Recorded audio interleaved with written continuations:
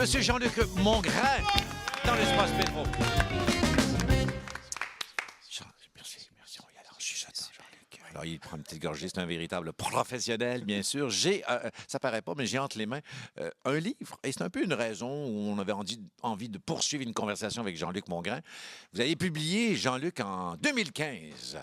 Voilà, j'avais la version numérique, il me tend la version papier. Prendre la parole, les règles de l'art, les pièges à éviter, les trucs du métier. On s'est dit, tiens, hors du temps comme ça, durant l'été, on va jaser de cette fameuse prise de parole en public. Oui. Et un jour, cette question, Jean-Luc, va se terminer. Paraît que ça fait peur. Mais je dis, paraît. Je le sais, la réponse, là. Oui. Alors, il y a un sondage qui a laissé C'est ça. savoir que parmi les craintes que les gens peuvent ressentir, celle de prendre la parole en public, c'est avant la crainte et la peur de mourir. J'avais lu ça, moi aussi. De là, l'expression populaire « j'aimerais autant mourir que de parler en avant ». Mais oui, mais qu'est-ce qui se cache derrière cette crainte-là? Ça fait si peur. Qui fait si peur. Et on parle même de prendre la parole devant 4 personnes en réunion aussi. Oui. Alors donc, je pense que c'est toute une question qui est, j'allais dire, presque judéo-chrétienne, c'est-à-dire de ne pas trop être ostentatoire dans ses propos, de la façon d'aller de l'avant. Il faut être réservé, il faut laisser à l'autorité le droit de la parole.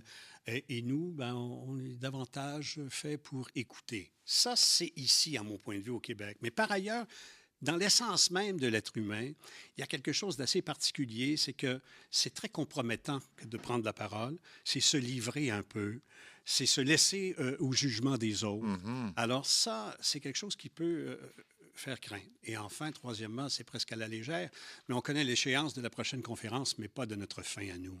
Ah! Alors ça fait peur parce qu'on sait que c'est demain à 11 h devant la Chambre de commerce, Ah oui. alors que notre propre fin est laissée au hasard. Et ça, donc, on se fait, entre guillemets, un film dans notre tête de stress et on Absolument. ajoute des scénarios. Mais une question qui pop, parce que en tant que king de l'entrevue, devant le maître incontesté Jean-Luc Mongrain, je me dis, je vous imagine jeune. Est-ce que vous étiez Timide et réservé, oui. complètement... Tout à fait. Je dois ça, moi, à un professeur d'avoir fait un peu briser cette coquille, cette carapace. Et je ne sais pourquoi encore. En 7e année, il me regarde et dit Mongrain, vous allez faire le concours d'amateur à la fin, le spectacle d'amateur à la fin de D'art oratoire? de Oui. la session. Oh. Mais je ne savais pas quoi dire et quoi faire. Il m'a montré un monologue que j'ai appris par cœur. Il m'a démontré la gestuelle, l'expression à mettre. Et je me suis rendu compte d'une chose, ça a été, honnêtement, sans fausse modestie, ça a été un succès. Mais ce que j'ai constaté, c'est que c'est moins gênant d'être seul en avant lorsqu'on est bien préparé que d'être dans une salle et de vouloir prendre la parole. C'est difficile devant 300 personnes dans une salle de dire « Hey, moi, j'ai une question. Ouais. » Mais quand tu es de 9 ans, que tu t'es préparé, que tu sais qu'il y a peut-être d'autres gens dans la salle qui peuvent faire peut-être même mieux que toi, mais ils ne sont pas préparés. Ils ne connaissent pas ton texte. Ils ne savent pas ce que tu vas dire. Il y a une admiration qui s'installe, dire moi, je ne serais pas capable de le faire, j'aurais pu faire mieux, mais je ne savais pas quoi dire. Alors, tout ça, c'est devenu chez moi comme l'outil qui a fait en sorte que j'ai été capable de briser ma gêne, de briser ma timidité. Mais comment on peut s'expliquer, parce qu'on va revenir au commun des mortels qui doivent prendre la parole, les outils que vous donnez dans votre livre, des gens comme vous, qui prenez la parole en public, mais qui, dans le privé, vont, je ne dis pas que c'est le cas de votre personnalité, mais qui vont être discrets, il va y avoir un paradoxe énorme entre l'homme ou la femme de scène, et quand on les croise, c'est timide. Comment ça se fait? C'est juste qu'ils vont chercher de l'amour? Ou pourquoi je ne veux pas dire qu'il faut poursuivre le même ton en public qu'en privé, mais comment le si grand fossé entre les deux? Je pense qu'il y a une question de confiance en soi. Lorsqu'on est dans une ambiance, dans un monde que l'on connaît, où on sait que le jugement n'est pas l'argument de l'autre, mais qu'on se sent tout à fait libre d'engager une conversation ou d'échanger, bien, je pense que dans la communication, il y a cet échange. De sorte que ça ne demande pas la même chose que de prendre la parole et de proclamer des choses ou de dire des choses. Dans l'échange, il y a une place où on peut respirer dans l'écoute de l'autre. Ce qui n'est pas tout à fait le cas si on fait un discours, si on fait une présentation, si on est invité à prendre la parole pour parler de notre spécialité, ça devient plus compromettant que dans l'échange. j'ai pas de difficulté, moi, à échanger avec les gens, Dans mais la il faut que je les connaisse. Ah. Je me livre pas beaucoup. Ah, ah. Je me livre pas beaucoup. Donc, mais je reviens au point qui nous intéresse. Les gens qui nous écoutent puis qui se disent, justement, là, mercredi prochain, je dois faire une conférence puis je veux pas y aller. Est-ce que vous leur conseillez de se faire violence, d'y aller ou de décliner? Parce qu'il y a Non, quand même... il faut pas décliner. C'est très libérateur d'être capable de relever ce défi-là. Ouais. Et ça donne des armes extraordinaires pour dire, je fais partie d'une communauté, j'ai quelque chose à dire sur la vie qui m'entoure. Mon écosystème comme citoyen, j'y participe. Et si vous êtes invité à prendre la parole, je pense que vous devez relever le défi. Vous devez vous préparer cependant. Il ne faut pas penser qu'on s'en va là pour improviser. Il faut aussi avoir un langage corporel et qui convient avec le propos. Ouais. Il y a des fois qu'il y a des gens qui agissent d'une façon et parlent d'une autre. Tu ne comprends pas le message. Il y a donc des silences qui parlent beaucoup. Il y a donc des pauses. Les gens sont portés à parler très rapidement lorsqu'ils sont intimidés parce qu'ils veulent en finir. Mais non, il faut prendre le temps d'être à l'écoute de son auditoire, de balayer la salle, de ne pas penser qu'ils sont 300. 300 personnes, c'est une. 2 personnes, c'est 2. Mais 300 personnes, c'est une personne. Mais vous pourriez enseigner dans les écoles de théâtre, car on avait des cours comme ça pour nous apprendre justement à s'adresser aux gens. Ah oui? Ah oui, absolument. Mais je pense qu'en Les plus, comédiens, c'est sûr. le spleen de l'avoir fait à la fin est plus grand que l'anxiété de la préparation. Tout à fait. Parce qu'il y a l'anxiété de la préparation, mais à partir du moment où on l'a fait, ce moment-là... On a là, presque hâte de recommencer. Oui, exactement. Ah oui. Exactement. Ah, si je le C'est comme faisais, je serais chanter, c'est encore comme meilleur. jouer d'un instrument en public. C'est ça qui provoque ça, qu'on a le goût de le refaire. Maintenant, Et puis, si, Oui. si les gens se sont déplacés pour venir vous entendre, normalement, on peut se dire, Il y a un capital de ils sympathie. sont bienveillants, ils Oui. sont là et ça les intéresse, et on va partager quelque chose. Et alors, donc, ils sont là. Mais c'est dans la nature de l'être humain. Je veux dire, les femmes accouchent, ils ont très, très peur d'accoucher, et avec raison, et ça fait très, très mal, et puis ils refont d'autres enfants. Donc, non, mais c'est vrai, il y a quelque chose qui... mais ce qu'il faut dire également, c'est qu'il y a quelque chose dans le fait de prendre la parole qui, oui, est libérateur, comme je le disais, mais qui en même temps fait en sorte que c'est comme gratifiant. Il y a quelque chose là-dedans qui nous fait comme participants à quelque chose. Et ça, je pense que trop de gens ont été appelés dans leur vie. OK, c'est pas à ton tour de parler, tu parleras quand on te le dira. C'est presque rentré culturellement dans... Il y a toute une génération qui est élevée comme ça. génération. Oui, c'est ça, exact. Ça peut nourrir la confiance en soi, mais il faut quand même une bonne base. Mais concrètement, là, des petits trucs, parce que j'avais aussi ouï dire, moi, dans un autre ouvrage, il y a très longtemps, à mes débuts en communication, que, par exemple, si on rougit facilement, ben, j'avais lu quelque part, ben, vous aurez l'air plus vivant si vous êtes sur la scène. Balayez du regard, les gens. Oui. Alors, Alors, des trucs pratico-pratiques. Bon, Ma alors- conférence est demain. Alors, on est prêt, on est préparé, on a répété, on s'est fait à l'idée. On s'est écrit un texte. Des notes. points, Des quelques points. notes. Il ne faut pas, parce que il n'y a personne qui raconte sa journée, qui lit sa journée à son conjoint en revenant à la maison le soir. Tu le connais, tu es invité, c'est toi qui es la ressource. Moi, j'ai un télésouffleur. Ah, c'est pas Pierre Bruno, ça? Bien sûr. Je vous salue rapidement, Jean-Luc. C'est la trêve médiatique, bien sûr. Ouais, poursuivez avec ce passionnant discours. Et aux belles années de... Ah oui. Eh bien, oui. On vous retrouvera. Je creuserai pas c'est les vacances. Là, vous le voyez, je suis en Bermuda. Et en vélo. Et bien sûr, en vélo, je retourne, là, bien sûr. Salut. J'ai dit. Voilà, c'était du théâtre. Ah, donc, pas des trucs, donc des notes. Oui, il faut aussi prendre une position où on a une certaine aisance. L'habit ne fait pas le moine, mais il est bon d'être bien mis pour être assez confiant en soi. Une position sur la scène qui fait que vous évitez de sortir du micro et d'y revenir. Alors ça, c'est assez important aussi. Ce qui se conçoit bien s'énonce clairement, les mots pour le dire viennent aisément. Ce n'est pas parce que vous êtes en avant que vous avez besoin de démontrer votre savoir.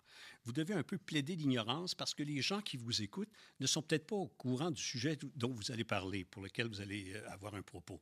De sorte que vous prenez un langage simple, direct, avec un sourire et sympathique. Oui, c'est vrai, vous balayez la salle pour que tout le monde se sente concerné, mais en même temps, ça vous permet de ne voir personne. Vous regardez tout le monde. Alors ça vous isole complètement. Alors, ça, ce sont quelques trucs. En même temps, je pense que il faut éviter avant la conférence. Parce que vous êtes invité, admettons, dans une conférence, mais il y a toujours le petit cocktail avec Oh oui. Hein? Oui, bien sûr. Monsieur le maire. Puis Oui, on évite... Alors, on boit de ne l'eau. touche pas à ça. Hein? Non, parce qu'on pourrait s'épivarder un peu, puis... On ne mange pas. Ah non, avant, pas trop, pas trop. non, parce que Oui, non, les dents. oui, c'est pas le fun. Alors, il y a tout Mais on s'apporte un verre d'eau, pas Oui. loin. on demande aux gens Pour- ça. Et d'aller voir la salle avant. Ah, Il faut savoir où vous vous adressez, à qui vous vous adressez, qui fait partie de l'auditoire. C'est Allez-vous- important. voir les gens ou voir la salle? Voir la salle. Ah oui. Les gens, ils viennent... Non, mais il vient un temps qu'il n'y a plus personne. Mhm. Mais ce qui Mais même avoir des détails sur les gens qui seront là, peut-être. Je sais pas. Durant le petit cocktail. Ouais. Ça, c'est une session d'information extraordinaire, parce que vous savez le défi qu'il y a à la municipalité d'une telle. Vous savez qu'à Montréal, il y a des nids de poules peut-être, ou des... Je sais pas, des cônes oranges. Oui, ou des choses sûrement. comme celle-là. Mais disons, Vous Jean-Luc, avez mais moi, j'en suis vraiment aux inquiétudes primaires. C'est-à-dire, quand on nous dit, va donc annoncer au micro que finalement le programme a changé. Là. Même ça peut intimider des gens d'aller prendre la parole. Et justement, quand on n'a pas le silence au début, ça peut traquer quelqu'un. C'est-à-dire que ça continue à parler. Mesdames, messieurs, s'il vous plaît, là, ça ne se tait pas. Il y a des trucs pour... Ben, si faire vous taire une salle. êtes invité à prendre la parole, il y a quelqu'un qui va faire le travail pour vous, celui qui va vous présenter, qui va vous introduire. Mais si les gens, vous êtes celui qui brisez la glace et vous vous présentez en avant, c'est le silence qui va être votre meilleur, c'est vrai. votre meilleur allié. Un bon truc, ça. Parce que sinon, taisez-vous un instant, Oui, s'il vous oui. plaît, du calme, s'il vous plaît. Donc, on sort son plus beau regard... Et on balaie la on salle. balaie la salle. Et vous parliez d'aller voir la salle comme un pèlerinage qui m'amène à vos études en théologie. C'est finalement ça qui vous a amené vers le métier. Non, c'est un accident qui m'a amené au métier. Bon. Mais une fois en faisant... Non, mais une fois le métier abordé, Ouais. je me suis rendu compte que ce que j'ai étudié, Ah, ça a c'est été mon meilleur outil. Ça a été ma meilleure grille d'analyse. C'est Parce que l'objet de ma science en théologie, je ne peux pas mettre les mains dessus. Un gars qui est en biologie, il prend le lapin, il est à la table de dissection, il voit bien où sont les oreilles. Oui. Moi, j'ai aucune idée. J'ai aucune idée, moi, de qui est l'objet de la science en théologie. On l'a nommé de toutes les façons. Mais ce que je sais, c'est que l'être humain est intrinsèquement bâti pour penser rapidement qu'il y a quelque chose qui est au-dessus de lui, plus fort que lui, plus grand que lui. De sorte qu'il s'interroge sur d'où il vient, qui il est, dans quel milieu il vit et où ça se dirige tout ça. Peut-être à nulle part. Donc, c'est cette grille d'analyse-là en psychologie, sociologie, histoire, etc., psychologie, sociopsychologie, qui m'a donné, moi, mon laboratoire pour voir les gens, pour parler aux gens, comprendre leurs préoccupations, saisir leurs questions ou encore leur ignorance d'un sujet. Alors, c'est comme ça que moi, j'ai fait mon travail. Et là, évidemment, j'aimerais ça. Résumez-moi donc l'accident. Non, mais Le fait l'accident que- où la carrière a commencé. Je sais que vous l'avez dû le raconter 1000 Non. fois, mais. Pas tellement. Aujourd'hui, j'ai pris un peu de rondeur, mais je pesais 132 livres. Alors, je ne pouvais pas aller travailler à la voirie Ah oui. à la ville pour l'été. Ça n'allait pas donner grand-chose. Alors, j'ai dit, tiens, je vais tenter de travailler à la radio. Parce que quand je lisais ou quand j'étudiais, j'entendais un bruit de fond, une musique de fond. Puis là, j'ai dit, c'est formidable, ça. Dire nébulosité croissante, possibilité d'averse, maximum 22, minimum 15, la nuit prochaine, moins 6. Là, j'ai dit, c'est facile, ça. Alors, j'ai été faire application à la radio. Ils m'ont pris, Où ça? bien à Sherbrooke. Ah oui. Ah, oui, oui. Et voilà, j'ai commencé à faire de la radio. Après ça, je suis tombé que j'ai dit non, je ne suis pas capable beaucoup de travailler pour les autres. J'ai de la misère, moi, avec... L'autorité. Je respecte l'autorité, mais parce que je la respecte, je la questionne beaucoup pour les gens qui l'exercent. Donc, on fatigue l'autorité. On fatigue un petit peu l'autorité. Alors, j'ai démarré un journal, un hebdomadaire à Sherbrooke. Donc, j'étais dans ce que je ne disais plus, je l'écrivais. Et c'est comme ça. Et après ça, ça a progressé. Et par hasard, un gars qui m'avait déjà entendu à la radio me dit « Jean-Luc, tu devrais faire de la TV. » J'ai dit « Je ne suis pas fait pour faire ça. Je ne connais pas ça. » Il dit « C'est comme la radio, mais on te regarde faire. » Alors, j'ai commencé, puis La suite. Ceci explique cela. La suite, on la connaît. Tout est dans tout. Puis à la radio, à 140 livres, pour annoncer la météo, on ne C'est pas questionnera grave. pas l'autorité. On va se dire, non. s'il est crédible, C'est ça, c'est ça. il est crédible. Regardez dehors, vous allez voir. Oui. Jean-Luc, vous restez avec nous? Oui, J'espère. Et bien sûr. Merci d'être avec nous. Jean-Luc Mongrain, mesdames, messieurs. On va écouter Isabelle Boulay, tiens, sur Ici. Merci à Claude Saucier. Suite et fin de l'entretien avec Jean-Luc Mongrain.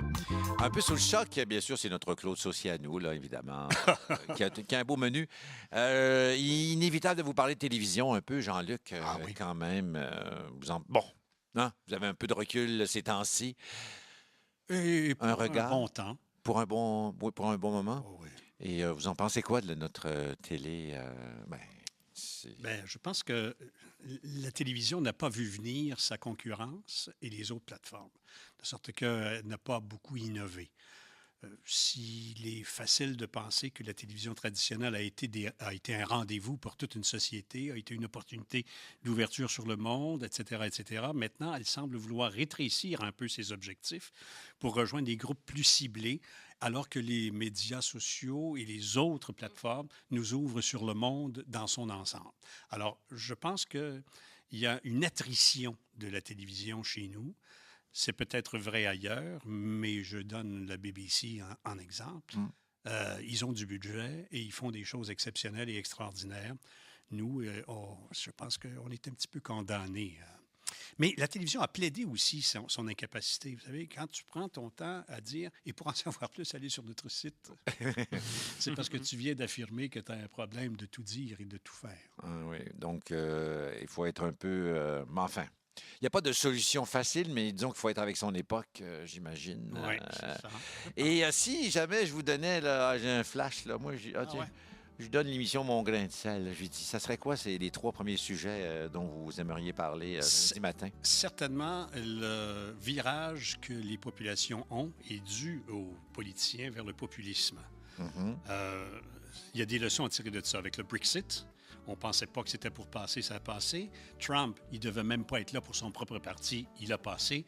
Et qu'est-ce qui nous attend ici? On verra bien. Ben, Jean-Luc, je pense qu'on ferait qu'un seul sujet parce que c'est déjà tout. Merci beaucoup. Merci. Et à très bientôt. Merci de votre visite. On se retrouve en deuxième heure.